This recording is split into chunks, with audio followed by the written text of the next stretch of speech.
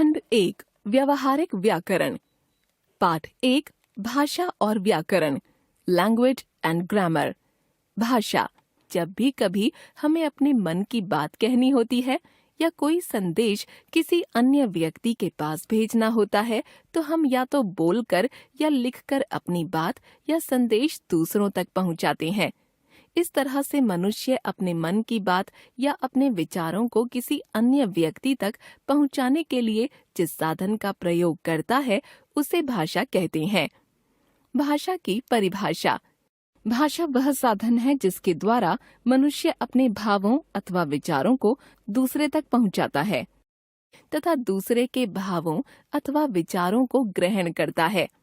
कभी कभी हम अपने विचारों को दूसरों तक पहुंचाने के लिए तरह तरह के इशारों का भी प्रयोग करते हैं। कक्षा में अध्यापक छात्रों को चुप कराने के लिए मुंह पर अंगुली रखकर चुप होने का संकेत करते हैं। हम कभी ताली बजाकर किसी को इशारे से अपनी ओर बुलाते हैं। अर्थात इशारे भी भावों या विचारों को दूसरों तक पहुंचाने के साधन हैं, पर इस साधन को हम भाषा नहीं कह सकते। भाषा का संबंध तो मनुष्य के मुख से उच्चारित होने वाली ध्वनियों, उन ध्वनियों से बने शब्दों तथा वाक्यों से है, जिन्हें या तो व्यक्ति बोलकर प्रकट करता है अथवा लिखकर। इस प्रकार हमें भाषा के दो रूप देखने को मिलते हैं, उच्चारित या बोलचाल का रूप तथा लिखित रूप। इन्हीं रूपों को क्रमशः उच्चारित भाषा या मौखिक भाषा तथा लिखित भाषा कहा जाता है। उच्चारित भाषा, स्पोकन लैंग्वेज। भाषा का बोलचाल वाला रूप ही उच्चारित भाषा है। उच्चारित भाषा या मौखिक भाषा का इतिहास बहुत पुराना है। जब से मनुष्य का जन्म हुआ होगा तभी से उसने बोलना आरंभ कर दिया होगा। उच्चारित भाषा ध्वनियों पर आधारित होती है। भाषा के इस रूप की कमी यही है कि यह उच्चारित होते ही समाप्त हो जाता है, अतः यह भाषा का अस्थायी रूप है। लिखित भाषा, रिटन लैंग्वेज। जब श्रोता हमारे सामने नहीं होता तो हम अपनी बातों को लिखकर दूसरों तक पहुंचाते हैं।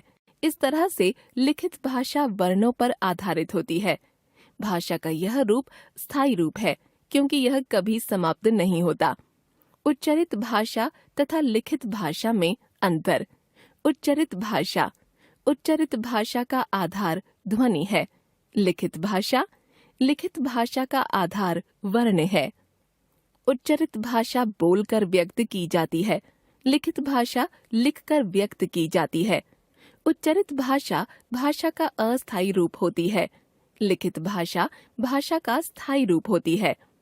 उच्चारित भाषा गतिशील होती है, लिखित भाषा स्थिर होती है। उच्चारित भाषा भाषा का प्रधान रूप है, लिखित भाषा भाषा का गौण रूप है। व्याकरण। हर भाषा के कुछ नियम होते हैं। इन्हीं नियमों को ध्यान में रखकर हम उस भाषा के शुद्ध तथा अशुद्ध रूपों को निर्धारित करते हैं। उदाहरण के लिए हिंदी भाषा का नियम है कि वाक्य में क्रमशः कर्ता, कर्म एवं क्रिया आते हैं, जैसे कर्ता, कर्म, क्रिया। बच्चा दूध पी रहा है, लड़कियां अखबार पढ़ रही हैं, माताजी खाना बना रही हैं। जबकि अंग्रेजी भाषा का नियम इससे भिन्न है।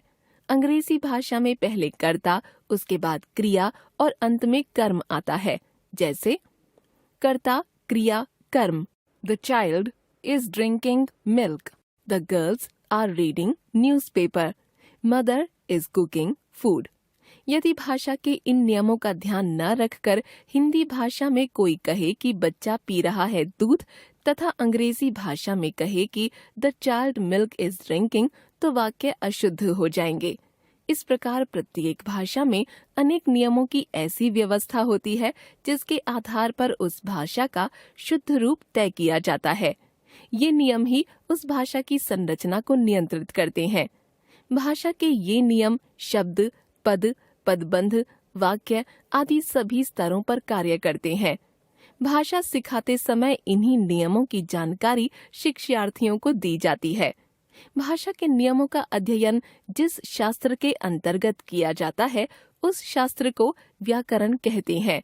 व्याकरण के अंतर्गत नियमों का अध्ययन प्रमुख रूप से 3 शीर्षकों के अंतर्गत किया जाता है: वर्ण विचार, शब्द विचार तथा वाक्य विचार।